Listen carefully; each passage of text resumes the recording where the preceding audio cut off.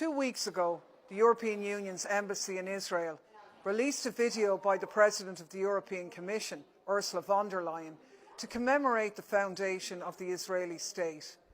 Nearly every single thing she said in it was a lie. It's time those lies were called out directly. 75 years ago, a dream was realized with Israel's Independence Day. Between 1947 and 1949, 3/4 of all Palestinians living in historic Palestine were systematically uprooted and violently expelled from their homes and villages by Zionist militias.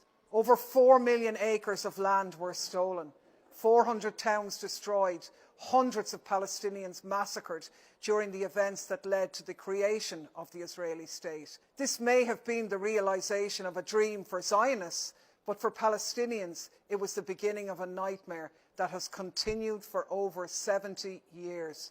The invasion and destruction of their homeland and their transformation into a colonized people. These events are known to them not as Israeli independence, but as the Nakba, the catastrophe. Describing the Nakba as a dream is a provocation, a deliberate and cruel insult to millions of Palestinians all over the world. It is unacceptable and must be condemned. After the greatest tragedy in human history, the Jewish people could finally build a home in the Promised Land. German politicians are the leading Zionists in Europe today. From right to left, Germany's political class back Israel through thick and thin. In return, the Israeli state is expected to help the German establishment to leave its Holocaust guilt in the past. But the Holocaust can't be shrugged off like this, and Israel's crimes against Palestinians cannot and will not be ignored. 75 years of dynamism, ingenuity, and groundbreaking innovations.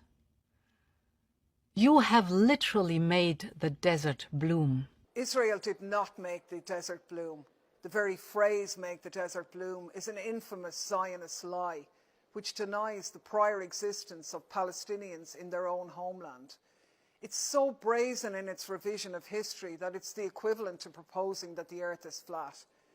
And to hear a notorious propaganda lie like this come out of the mouth of the President of the European Commission is beyond disgraceful.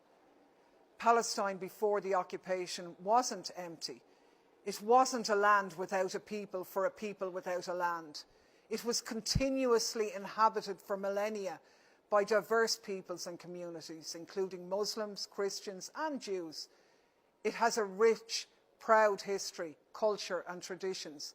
The region was blooming long before the Zionist occupation, and it still blooms despite it. Europe and Israel are bound to be friends and allies. Your freedom is our freedom. Seriously? Israel's freedom is Europe's freedom?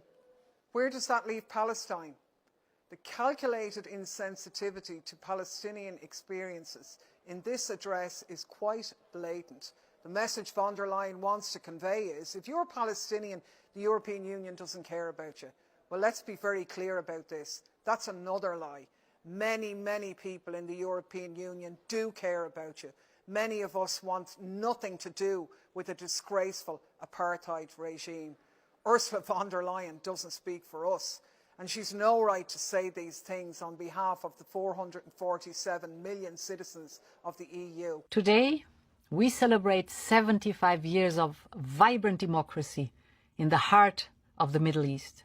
From the brutal attacks against worshippers at Al-Aqsa Mosque, to the settler violence against Palestinian communities, to the assassination of Palestinian journalists, to IDF murders in the streets, to attacks on the funeral processions of Palestinians shot dead by the IDF, to the shock and awe airstrikes on densely populated Gaza, to the most extreme right-wing government in Israeli history tearing up the independence of the Supreme Court, the image of Israel as a democracy is crumbling before the eyes of the world. Von der Leyen describing Israel as a vibrant democracy now, at this moment, is protesting too much.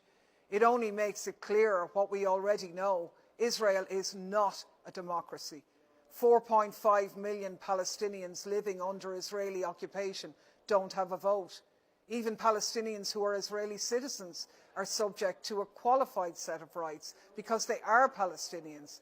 This isn't democracy, this is apartheid.